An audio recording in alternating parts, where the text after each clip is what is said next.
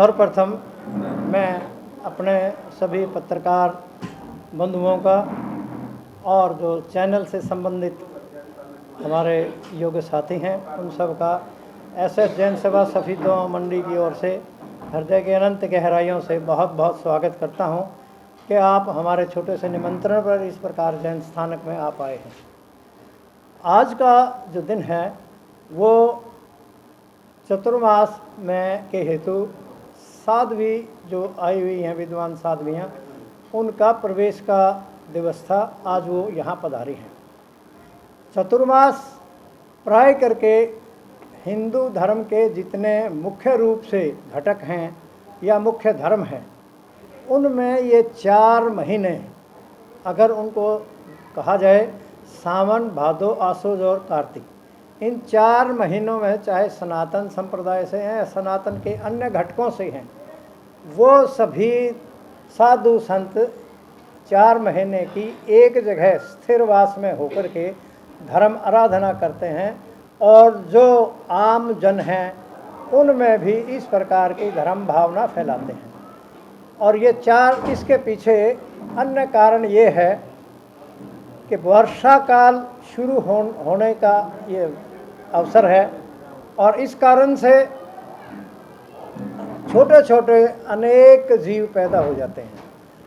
उनके दैनिक चर्या में इन जीवों के हनन होने का आशंका बनी रहती है और इस कारण से जगह जगह पहले स्थानों में पानी भर जाते थे, मार्ग दुर्गम हो जाते थे। तो इस प्रकार की व्यवस्था पुरातन समय से है कि भी इन 4 महीनों में साधु वृंद साधक अपनी एक जगह 4 महीने रह करके अपने तप जप और अनुष्ठान कर सकें। इस हेतु ये 4 महीने का विधान किया गया है। इसी के लिए सफ़ीदों जैन समाज ने इन गुरनियों को और इनके मंडल में जो अधिकारी मुनि राज हैं उनको विनती लगाई थी कि भी हमारे अक्षेत्र की धर्म जागरणा हेतु 4 महीने का चतुर्मास प्रदान किया जाए। तो गुरुओं ने बड़ी कृपा की, सम्मेलन होता है, उस सम्मेलन में ये घोषणा होती है। तो जो इस संघ की, श्री सुदर्शन मुनि संघ की प्रमुख साध्वी महाराज श्री लीलावती जी महाराज अपनी 2 शिष्याओं के साथ, जो 3 ठाणे हम बोलते हैं, 3 संख्या, इनका चतुर्मास सफ़ीदों को प्रदान किया और उस हेतु आज ये साधुओं का सानंद धर्म जागरणा सहित, धर्म प्रभावना सहित और आज प्रवेश हो गया है। और इस प्रवेश के समय जो भी जिन श्रावक हैं, जो भी श्रद्धालु हैं और जो भी शिष्य हैं या इनके प्रति जिनका विशेष तौर पर लगाव है, वो बाहर के अन्य अन्य स्थानों से भी पधारे हैं। विशेष तौर पर दिल्ली से, पंजाब के भी कई स्थानों से, जिसमें बुलाडा, बोहा, लहरा, खनौरी और अन्य इसी टोहाना से वह अन्य अनेक स्थानों से। और गुरुजी ने बताया कि 25 स्थानों, बाहर के 25 शहरों से इस प्रकार के श्रद्धालु भाई बहन और श्रावक श्राविकाएँ आई हैं। सब ने अपनी भावना रखी हैं, सब ने अपनी भावना रखी हैं और इस प्रकार की भावना की है, हे गुंडी जी, आपका चतुर्मास और आपका यहाँ आने का प्रयोजन सफल हो। और इसमें क्या होता है, इसमें जैसे कल सुबह से ही व्याख्यान प्रवचन की माला शुरू हो रही है। 8 से 9 बजे तक का सत्संग प्रवचन रहेगा और सत्संग प्रवचन में भगवान महावीर द्वारा फरमाए गए या उनके द्वारा सिद्धांत जो प्रतिपादित है या अन्य तीर्थंकरों द्वारा जो सिद्धांत नियम प्रतिपादित हैं, उनकी विवेचना सहित व्याख्या एक एक क्रमशः उनके लिए लिया जाएगा और इस प्रकार के धर्म ध्यान और प्रवचन होंगे। और श्रावक श्राविकाओं को भी ये आह्वान किया जाएगा कि आप त्याग तपस्या, चाहे 1 दिन का व्रत हो, 2 दिन का व्रत हो, दीर्घ तपस्याएं हैं, वो भी तपस्याएं करें, ताकि इन तपस्याओं करने से जहाँ शारीरिक लाभ तो होता ही होता है, आपकी आत्मा का उत्थान होता है और जो तामसिक प्रवृत्तियां हैं उनका पतन होता है। सात्विक जो बोध है उनको उद्भवगति हो जाती है इंसान की। इस महाप्रयोजन हेतु ये चतुर्मास का इस प्रकार का आयोजन किया जाता है।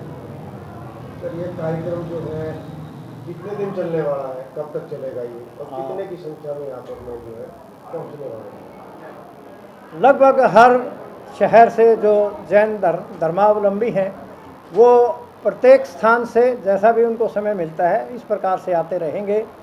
और ये आज लगभग ये 13 जुलाई से शुरू होकर के और 9 नवंबर तक का ये 4 महीने का जो भारतीय पद्धति के जो सावन, भादो, आश्विन और कार्तिक पूर्णिमा को इस प्रकार का चतुर्मास का समापन होता है।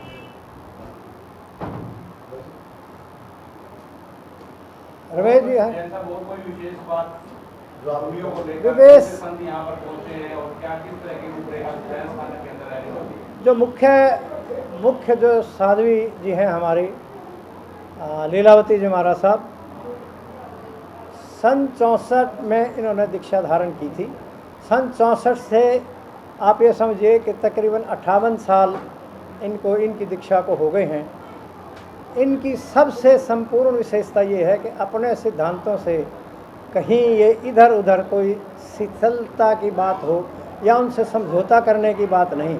चाहे कितना कष्ट आए, औषधि त्याग करना, रात्रि भोजन का त्याग है, रात्रि पानी तक का भी ये सेवन नहीं करती, औषधि भी सेवन नहीं करती। कितना ही परिचय, कितना ही कष्ट आए, कोई किसी प्रकार का अपने सिद्धांतों से समझौता करने की कोई बात नहीं है। और इस प्रकार इतनी दृढ़ संयमी हैं और सिमरन, भजन और त्याग और तप में ही अपने आप को और अपनी शिष्याओं को इस प्रकार के में लगाए रखती हैं और जन कल्याण की और श्रावकों की भी आत्मा की कल्याण की और उनकी कर्मों की निर्जरा, जो हमने साधारण भाषा में पाप कर्म किए हुए हैं, उनसे छुटकारा पाने की विधियाँ इस प्रकार से प्रेरित करती रहते हैं, करती हैं, करवाते हैं।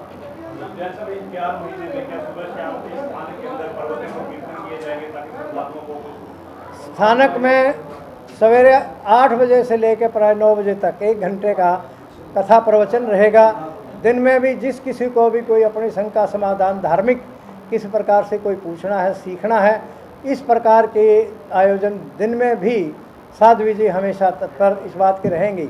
और सूर्यास्त के बाद केवल महिलाएं ही गुरु जी के पास आ सकेंगी।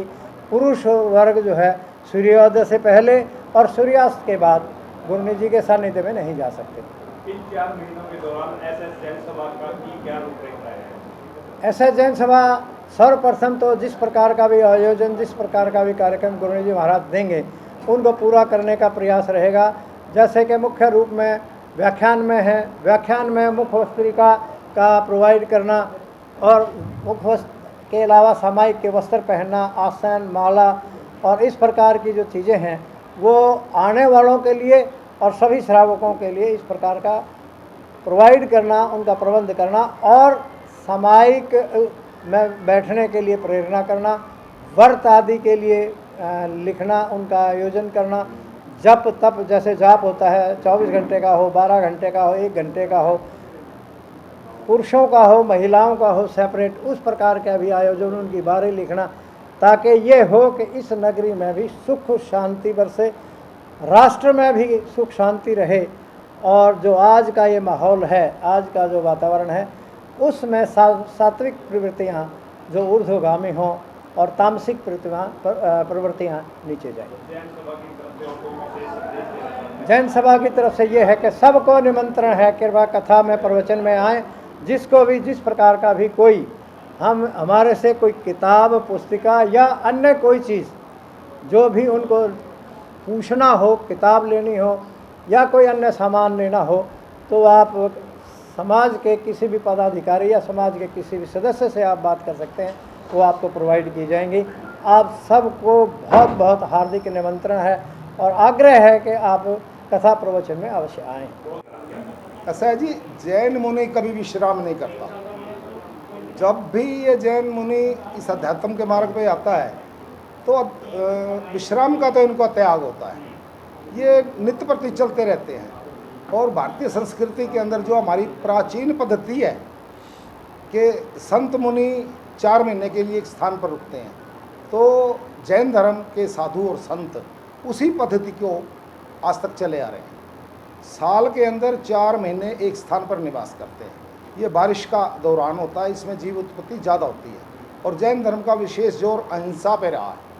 तो अहिंसा किसी किस्म का भी कोई पाप ना हो, तो जैन मुनि जैन संत 4 माह के लिए किसी भी नगरी में किसी भी स्थान पर निरंतर रुकते हैं और अपना धर्म का संदेश देते हैं। जैन धर्म के संतों की एक विशेषता है कि ये ज़र ज़ोर और ज़मीन संसार के 3 ही रोड़े हैं, इससे आगे चौथा कोई नहीं। ये तीनों के त्यागी हैं। इवन देन इनको पानी की अगर एक घूंट भी चाहिए तो ये घरों में जाके उस पानी को मांग के लाएंगे, तब उसको पी सकते हैं। खाना खाना है तो खाना रोटी भी घर से मांग के लाएंगे। जहाँ भी जैन मुनि रुकते हैं वहाँ का समाज इनके दर्शनार्थ जो भी भाई आता है, जो भी इनके चरणों में आता है इनके दर्शन करने के लिए, अपनी पूरी निष्ठा भक्ति के साथ उनके खाने पीने की व्यवस्था करता है। लेकिन हमारे जैन मुनि एक ऐसी शख्सियत है कि ये नीचे की व्यवस्थाओं के अंदर अच्छे जोर लगा के व्यवस्थाएं होती हैं, उसमें तकरीबन ख्याल रखा जाता है सभी का। लेकिन जैन मुनि कभी उसमें से कोई भी चीज़ कितनी भी बड़ी दिक्कत हो अंगीकार नहीं करता। उस आश्रय का जहाँ ये रुकते हैं पानी की एक घूंट भी नहीं लेगा। अगर उनको ज़रूरत है अपनी शारीरिक आवश्यकताओं के लिए, घर जाएगा और मांग के लाएगा। नंगे पैर चलते हैं, चाहे इन्होंने कहीं तक जाना हो। तो कलिकाल के इस दौर में ये 2-3 चीज़ें अगर आप गौर करोगे कि नंगे पैर चलना, जहाँ भी जाना नंगे पैर जाना, केस लोच बड़ी दुर्लभ सी चीज़ है। अगर मैं आपसे भी निवेदन करूँगा कि जिस दिन इनका केस लॉच होगा, जैसे किसान खेत के अंदर से घास फाड़ता है, ये अपने हाथों से अपने केसों को ऐसे लॉच करते हैं। तो ये मेरे हिसाब से तो इस कलिकाल के दौर में एक बहुत बड़ा करिश्मा है। तप की भावनाओं से लबरेज हैं हमारे संत और हर क्षण हर पल सबके मंगल की कामना करते हैं।